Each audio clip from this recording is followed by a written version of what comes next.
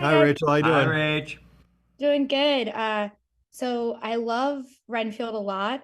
It does feel specifically geared to someone like me, who the idea of Nick Cage as Dracula sounded perfect on paper and then was great on screen.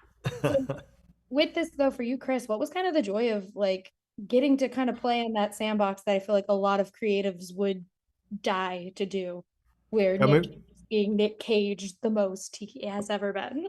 yeah, I mean, I got an opportunity to work with Nick Cage. I mean, that's a dream come true. I mean, I saw his movies since I was a kid, Raising Arizona and Birdie and stuff like that were really big foundational movies for me. And then to be able to pair him, I'm a big horror movie fan. I grew up watching the Universal horror movies, the Hammer horror movies, and all that kind of thing. So those things were really important to me. And to be able to work with Cage as Dracula in a movie that is an original movie that is about toxic relationships and codependency. It's taking a cockeyed, lens on the Dracula world, a world that we've been exposed to in a bunch of different things, and doing it in a kind of a new and unique way. That and to be able to work with a performer like Cage, who's always doing something interesting, who's always trying things, and is unafraid to be original and to find nuance to the character that isn't necessarily something that's on the page. He finds pathos, he finds drama, he finds comedy, and so I was just really lucky to work with somebody who was so giving like that, who brought a lot of joy and a lot of enthusiasm. And one of the things I was always impressed by is he just was just so full of joy, like Ben. Like when I work with Ben, Ben is very Ben brings a lot of humor. I mean, Ben is a very funny guy. We all Let's know get that. to it. Yeah, this is But it. This is what we're here for. Yeah. but Ben also, I think the secret, one of the secret weapons, probably my favorite secret weapon about Ben is that he brings so much joy and enthusiasm to filmmaking and makes being around him so much fun. And really, when you have people like that, when you have people like Cage, when you have people like Ben, who are just having a great time, Mm. that especially as a filmmaker, when you got a million things to worry about, to have them basically be almost like a therapist to you because they're having so much fun, it just kind of unburdens you a little bit and makes everything feel okay. And that's a gift to have those people around on set. I am So gonna keep blowing smoke up Ben's ass though, because great. you That's are easier for me. in one of my all-time favorite TV shows, which is Parks and Recreation. And what I Okay. really loved, well, I love most of your work, if not all, Okay. but There's one thing you hate, but don't tell me what it is. Let it be a secret. I can't wait to well, find out what it is. my all-time favorite thing is Blindfolded from DCM like 20 years ago. Oh my But goodness. That is, you are in the, that's incredible. but I do like what I would describe this character as is if Jean Ralphio was on crack and also part of a gang. Yeah. Uh, that's kind of what this like if he went south versus like having Henry Winkler as a dad. Uh, and but it is so fun to watch you kind of just embrace the chaos that is kind of happening with this character and bring it to life.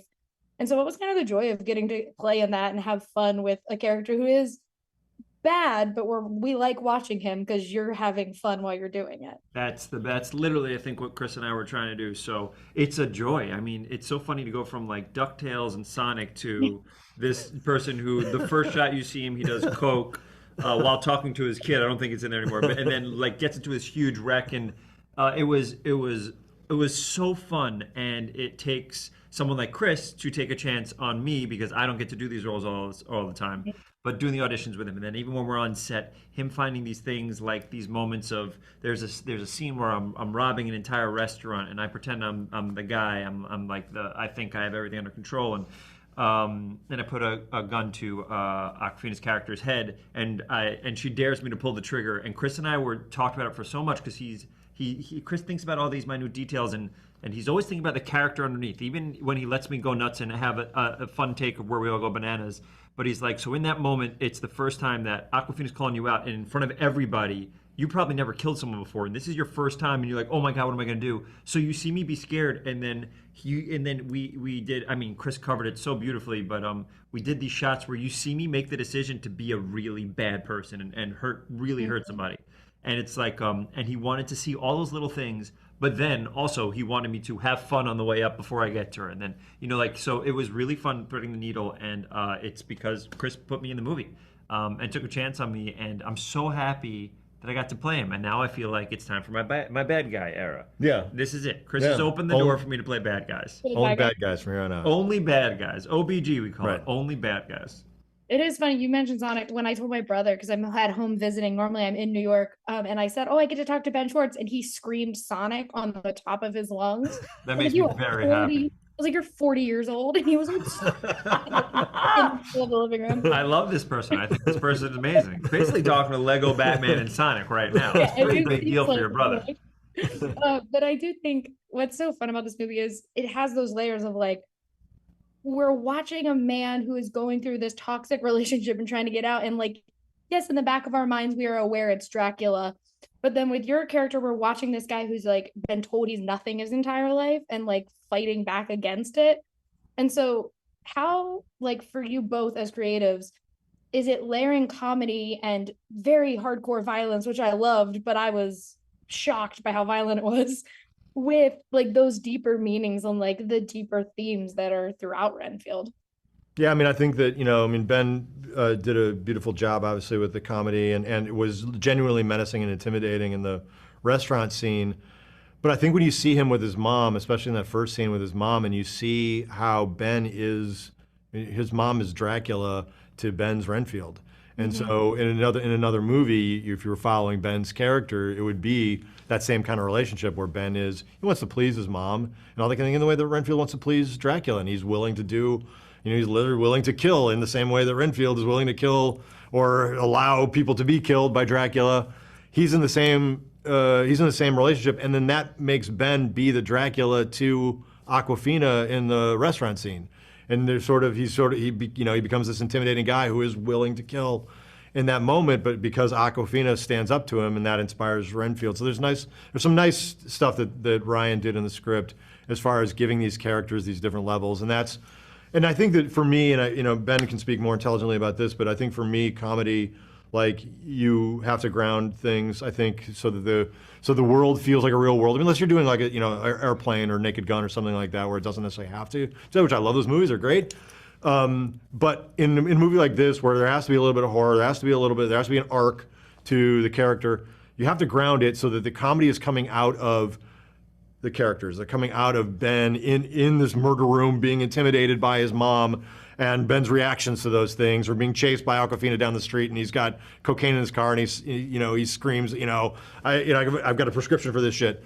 Things like that. The comedy's coming out of the characters and the situations, and that's why you can make the world as scary as you want it to be. You can make it as big as you want it to be, and as expressive as you want it to be, because you're not just importing comedy into the scene from wherever. It's really coming out of these characters and situations. So that's exactly right. And even when I do improv, which you have so kindly said that you've come to some of my shows, it's the idea of, if I'm just hitting, like, trying to be big and wacky the whole time, I call it waka waka waka. Can I tell you that someone didn't know who Fozzie Bear was really? today?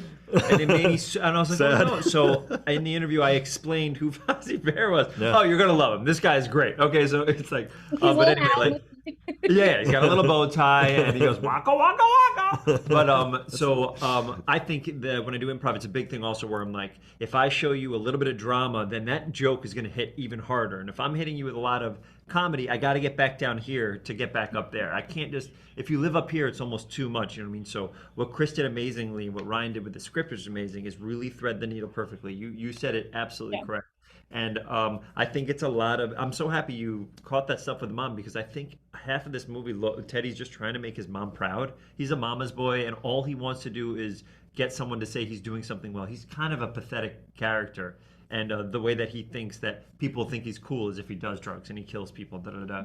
It's just it's just an exaggerated version of that. But if you look at the duality and the relationships between two people, Chris did such a fun job of everybody switching. You're right. I'm Awkwafina's Dracula. My mom is my Dracula, and stuff like that. And in essence, what they're saying is that this is a toxic relationship. Someone is controlling this whole thing, and the other person's either trying to get away, or they're trying to make this person, like, happy, and it's not healthy. So you get this realism, the true stuff that he was talking about, and you find all that stuff through comedy.